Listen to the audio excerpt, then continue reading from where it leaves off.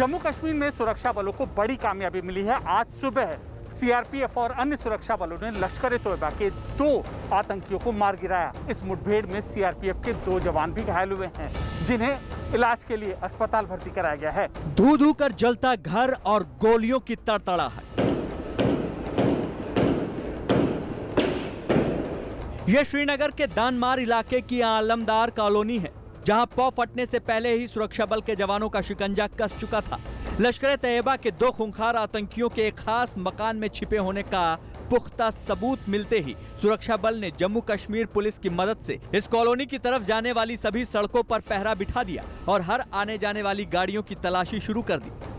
इसके बाद सुरक्षा बल के जवान उस खास मकान की तरफ कूच करते दिखे। सुरक्षा बल के जवानों ने आतंकियों के ठिकाने बने उस खास मकान को घेर कर इलाके को खाली कराया और फिर उन्हें सरेंडर करने की अपील की। लेकिन जब मकान के भीतर से आतंकियों की जगह दंदनाती गोलियां बाहर आने लगी, तो सुरक्षा बल के पास भी ईंट का जवाब पत्थर से देने के अलावा कोई चारा नहीं था।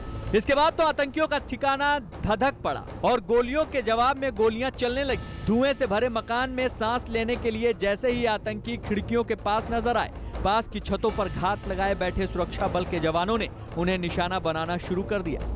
अंजाम वही हुआ जो अब तक होता आया है। इस मुठभेड़ में लश्कर के जिन दोनों आतंकियों को मार गिराया गया, उनकी लंबे वक्त से कश्मीर पुलिस को तलाश थी।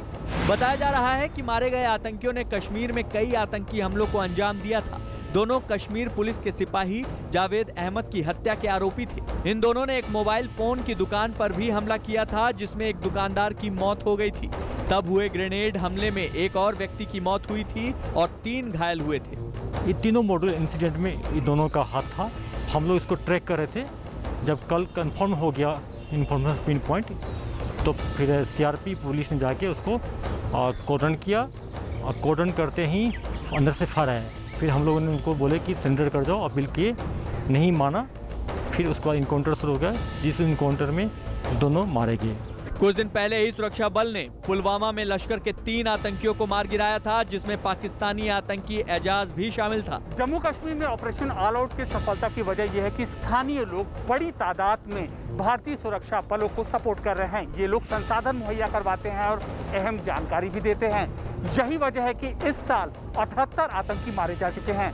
इन आतंकियों में हिजबुल, जैश, लश्कर और अंसारुल गजावत हिंद के आतंकी शामिल हैं। आलमदार कॉलोनी में सुरक्षा बल ने 2 आतंकियों को मार गिराया, तो त्राल के नौदल में भी सुरक्षा बल को बड़ी कामयाबी मिली। सुरक्षा बल को खबर मिली थी कि त्राल के नौदल इलाके में जियारत में आतंकियों ने एक जगह जमीन के अंदर हथियारों का जखीरा छिपा रखा है। इस खबर के मिलते ही अवंतीपोरा पुलिस ने सेना और सीआरपीएफ की मदद से सर्च ऑपरेशन चलाया। इस दौरान एक ठिकाने से जमीन के अंदर छिपाए गए हथियार और गोला बारूद मिले।